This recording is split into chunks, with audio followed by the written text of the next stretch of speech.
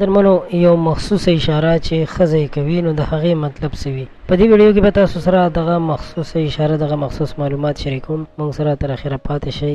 درمنو د ښځې او د سړي هغه وخت زندګي تیر شروع کیږي کله چې د هغوی واده وشي. د واده د شپې نه یا د واده د ورځې نه د هغوی د صحیح زندګۍ آغاز کیږي. خو بیا په دې کې څه داسې کارونه وي چې هغې ته خاوند په صحیح طریقه باندې په صحیح طور باندې توجه نه کوي او دغه نه توجه کول بیا یو وخت کې داسې شي چې ډیر زیات تاوانې هم دې سړي ته رسېږي. نو د دې د وجې تاسو د مخکې نه په دغه معلوماتو پوهیږو چې که ښځه داسې یو اشاره وکړي نو د هغې به مطلب څه وي. قدرمنو د واده په لومړو ورځو کې یا په لومړو میاشتو یا کال دوو کې ښځه هېڅکله داسې اظهار نه کوي چې یا د هغې سره خاوند کوروالی وکړي ځکه چې د هغې هم زړه شوی وي، خو داسې هېڅ اظهار نه کوي ځکه په سترګو کې حیا وي. د وخت سره سره د هغې د خپل خاوند سره ګپ شپ نور هم زیاتېږي، ازادانه طور خبرې کولی شي او چې بیا کله د هغې هم زړه کېږي نو یو مخصوص انداز کې یو مخصوصه اشاره کوي. نو پکار ده چې په دغه باندې خاوند ځان پوه کړي چې کله ښځه دغه خبره کوي نو د هغې څه مقصد وي. نو په دې سره به د دوی ترمنځ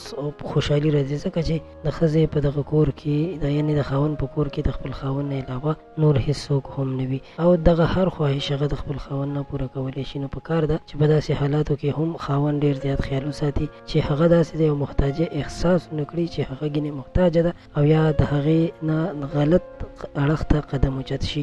نو موږ غوښتل چې په دې معلوماتو تاسو پوه کړو، تاسو خبر کړو چې داسې هم پېښېدلی شي. نو تاسو د هر څه نه ځانونه خبر وساتئ.